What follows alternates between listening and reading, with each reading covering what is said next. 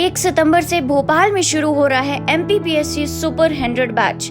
10 महीने में होगी प्रीलिम्स, मेंस और इंटरव्यू की पूरी तैयारी। भैया हारो राम राम नमस्कार। हमें तो चिंते हुई नाम है हमारा सचिन चौधरी।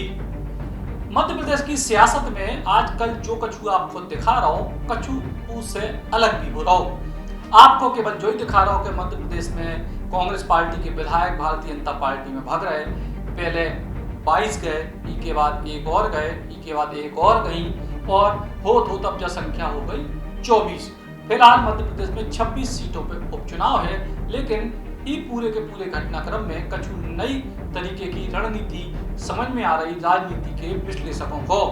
दरअसल मध्य प्रदेश की राजनीति में लगातार कांग्रेस पार्टी के विधायकों को भगवो जारी है, लेकिन अब जब इन विधायकों की जरूरत ही नहीं है भारतीय जनता पार्टी को, तो फिर उनको काय अपने पाले में ले आ रही, जो बड़ा सवाल है। मध्य प्रदेश में 230 सदस्यों की विधानसभा है।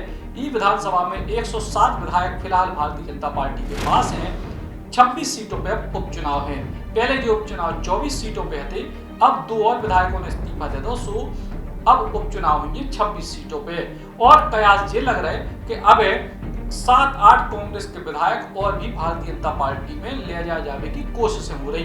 अब जनसंख्या कितनी है, 1 है, 2 है या 10 है, जो तो बाद में पता चले, लेकिन कोशिशें अभी भी जारी हैं। और सबसे बड़ी बात कि भारतीय जनता पार्टी की यही रणनीति को लेकर कई तरह के सवाल उठ रहे हैं कि अगर भारतीय जनता पार्टी के पास 107 विधायक हैं, बाकी 6 निर्दलीय सपा बसपा के विधायकों को समर्थन है, सो हो गए 113।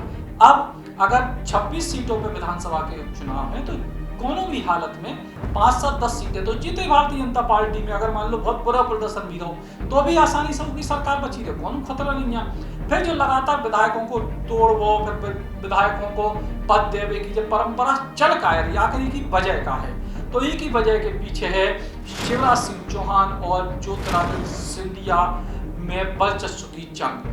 दरअसल ज्योतिरादित्य सिंधिया भारतीय जनता पार्टी में आए और उसके बाद मंत्रिमंडल के विस्तार में और विभागों के बंटवारे में जिस तरीके से सिंधिया की चली, उसे शिवराज खेमे के तमाम नेता हो या भारतीय जनता पार्टी को जो मूल कैडर है, वो अंदरूनी तौर पर नाराज है।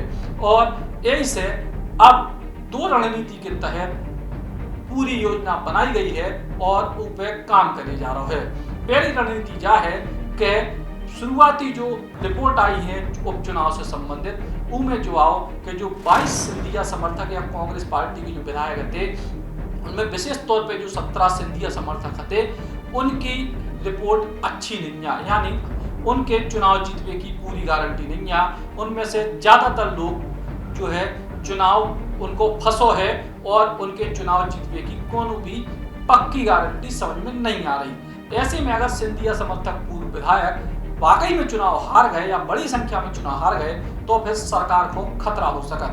और दूसरी बात यह है कि अगर ये लोग चुनाव जीत गए, तो भारतीय जनता पार्टी के मूल कैडर को खतरा हो जाए। काहे के इतनी बड़ी संख्या में सिंधिया समर्थक मंत्री हैं।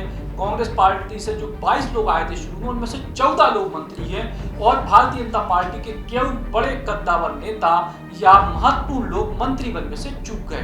तो अगर जीते तो भी दिक्कत, हारे तो भी दिक्कत। यही वजह से अब तैयारी दूसरी है। दूसरी तैयारी इसे भी है कि भारतीय जनता पार्टी को जो भी सूत्र बता रहे कि जो उनके बड़े नेता उन क्षेत्रों के हैं जिन क्षेत्रों में सिंधिया समर्थक लोग उम्मीदवार बनने वाले हैं, उनको विरोध कर रहे हैं। और ऐसी स्थिति में जो सब कुछ घटनाक्रम होने के बाद भाजपा अपनी सरकार को बचाने की कोशिश में भी है और अपने मूल कैडर को बचाने की कोशिश में भी है। यही के तहत 7-8 विधायकों से इस्तीफा लेने की कोशिश है कि कांग्रेस पार्टी के 7-8 विधायक इस्तीफा दे देवे और भाजपा के खेमे में आ जाए। और ये वे विधायक चुने जा रहे हैं जिनको ज्योतिरादित्य सिंधिया से दूर दूर तक कोनो भी संपर्क ना होवे। चुन चुन के ऐसे विधायक ले आए जा रहे हैं। और ऐसे विधायकों में पहला नाम सामने आओ है प्रद्युमन सिंह लोधी को, जो बड़ा मलेरा छतरपुर की सीट से विधायक थे, उनको इस्तीफा कराओगे। फिर नेपा नगर की सीट से कांग्रेस की विधायक को इस्तीफा कराओगे। और अब ऐसे और विधायकों को इस्तीफे कराए जाने की कोशिश है। और पूरी कोशिश ये बात की है कि उपचुनाव जो पहले 22 सीटों पे होने, तो फिर 24 सीटों पे होने, तो फिर अब 26 सीटों पे हो रहा, जो उपचुनाव 30-35 सीटों पे हो गए। इनमें भारतीय जनता पार्टी को कौन नुकसान नहीं है, विधायक कम कांग्रेस के हो रहे हैं। दूसरी तरफ भारतीय जनता पार्टी के जो 35 अगर उपचुनाव होते हैं तो उनमें सिंधिया समर्थक जो चुनाव हुई है 17 हुई है, बाकी 18 लोग भाजपा से जुड़ने वाले हुई हैं, जो सीधे भाजपा के मूल नेतृत्व से जुड़े हुई हैं, तो उनको जिताने की ज्यादा कोशिश हुई है। और सिंधिया समर्थक जो है पूर्व विधायक या जो उम्मीदवार हुई हैं उनको जिताने की जिम्मेदारी सिंधिया के ऊपर हो जाए। तो अगर सिंधिया जिता पाए तो ठीक है, नहीं जिता पाए तो भी ठीक है। और जो ये 17-18 लोग चुनाव लड़े, इनमें से 10-12 लोग भी अगर जीत गए तो भारतीय जनता पार्टी बिना सिंधिया समर्थकों के अपनी सरकार को बरकरार रख ले और सुकून से बहुमत हासिल कर ले। और इसके बाद सिंधिया समर्थक जितने मंत्री चुनाव हारे उनकी जगह भारतीय जनता पार्टी अपने मूल कैडर के जो नेता हैं उनको मंत्री पद दे दे उपचुनाव के बाद। कुल मिलाकर कांग्रेस पार्टी भले ही अपने विधायकों को रोकने में नाकामयाब साबित हो रही, लेकिन दूसरा पहलू जो भी है कि जो विधायकों के भगने को खेल है, इसमें कांग्रेस पार्टी के संग ही भारतीय जनता पार्टी की अंदरूनी राजनीति भी निश्चित तौर पर शामिल है। और अंदरूनी राजनीति को जो पूरा खेल बताओ जा रहा हूँ। ज्वाइन कीजिए MPPSC में अब तक का सबसे ज्यादा सिलेक्शन देने वाला MPPSC सुपर 100 बैच। ये एक ऑफलाइन बैच है जो 1 सितंबर से सिविल सर्विसेज क्लब भोपाल में शुरू होगा। हर साल की तरह इस साल भी बैच में है केवल 100 सीटें। 10 महीने के इस बैच की फीस है मात्र 24,000। एडमिशन होंगे सिर्फ 9 अगस्त 2020 को।